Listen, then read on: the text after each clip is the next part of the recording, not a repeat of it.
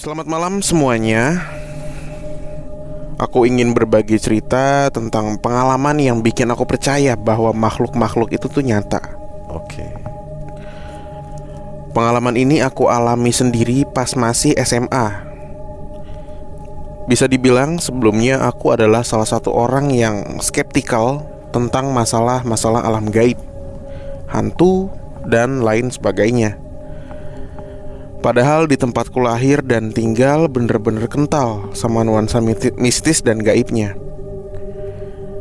Tapi bukan berarti aku gak percaya Tuhan dan agama ya.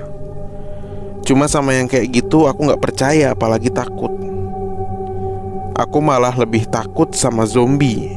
Karena itu menurut aku masih masuk akal. Suatu malam aku habis mandi dan mau tidur. Aku punya kebiasaan dengerin lagu pakai headphone sebelum tidur. Malam itu aku ketiduran dengan posisi jendela kebuka karena bener-bener gerah banget. Mamaku sempat ngingetin buat tutup jendela karena udah malam, tapi aku lupa dan akhirnya ketiduran.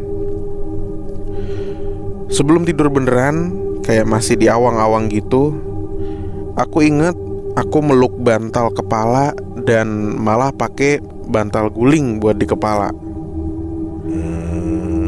Aneh emang kebiasaanku. Ya harap maklum aja ya. Nah, aku inget banget bantal kepala yang aku peluk itu jatuh ke lantai. Tapi karena saking ngantuknya saat itu aku gak ada tenaga buat ngambil. Jadi aku biarin aja jatuh dan aku lanjut tidur.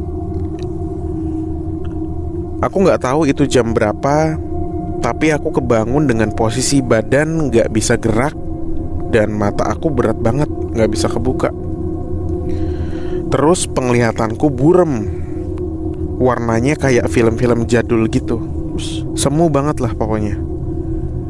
Aku kebangun gara-gara aku dengar suara gemerincing gelang kaki dari arah kamar nenek buyutku. Kamar aku sama kamar nenek buyutku itu kayak satu ruangan besar dibagi dua. Cuma masing-masing kamar ada sekat dan pintunya. Pintu masuknya ada di kamarku aja tapi. Jadi kalau nenek buyutku mau keluar, mesti ngelewatin kamar aku dulu. Soalnya posisi kamarnya lebih dalam. Ya. Aku gak tahu apa yang terjadi saat itu. Jelas banget ngeliat dari arah pintu kamar nenek buyutku, tiba-tiba muncul siluet orang gitu, sedang nari-nari sambil bawa tongkat kayu di tangannya. Lama-kelamaan, bayangan itu yang awalnya kayak hologram jadi jelas banget wujudnya. Aku bisa lihat dia nenek-nenek dengan rambut panjang ubanan, kusut, pakai baju putih lusuh, nari-nari kayak lompat-lompat gitu, satu kaki ke arah aku tidur. Yang paling bikin aku ngerasa takut adalah suara lonceng kakinya. Itu jelas banget, bukan mimpi. Aku rasa terlalu jelas untuk sebuah mimpi.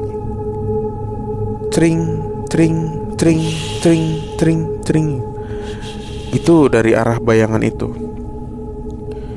Aku bisa pastiin wajahnya tuh gak kayak nenek buyut aku. Walaupun gak begitu jelas ngelihatnya, tapi gak ada mirip-miripnya sama sekali. Pas itu aku bener-bener gak bisa gerak. Dan dia mulai nari-nari ngelilingin kasur aku. Rambutnya yang kayak gimbal dan panjang itu sampai kena badanku, karena dia nari-nari dengan heboh banget, sambil terus ngetuk-ngetukin tongkatnya ke lantai kamarku. Aku bener-bener gak bisa nafas, sampai mikir aku bakal mati kayaknya. Terus pas dia di samping aku beraniin buat natap wajahnya. Kita tatap-tatapan gitu, walaupun dia menghadap bukan ke arahku, tapi matanya nyorot ke aku. Terus pas aku bertatapan sama dia, tiba-tiba kayak ada kilat dari luar jendelaku yang nyinarin setengah wajahnya dia. Jadi aku lihat batang hidungnya dia dari samping. Wajahnya gak serem, gak hancur atau gimana, ya kayak manusia aja. Terus saat itu juga aku lihat dia kayak mau ngambil sesuatu di lantai. Dan ternyata itu bantal kepala aku yang jatuh. Terus dia lempar itu ke wajahku. Hah? Dan begitu aku buka mata, ternyata udah pagi. Aku pikir dalam hati, oh cuma mimpi. Tapi kenapa gelap? Aku coba raba-raba wajah aku. Ternyata bantal yang semalam jatuh di lantai ada di wajahku. Tepat seperti mimpi aku semalam.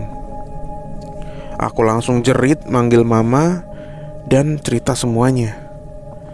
Terus mama periksa jendela, dan bener, jendela belum ketutup dari semalam. Mungkin gara-gara itu juga aku disamperin. Aku gak tahu kalian yang denger dan baca bakal percaya atau enggak. Tapi sejak kejadian itu, aku gak pernah menyepelekan masalah-masalah alam lain. Terima kasih, selamat malam.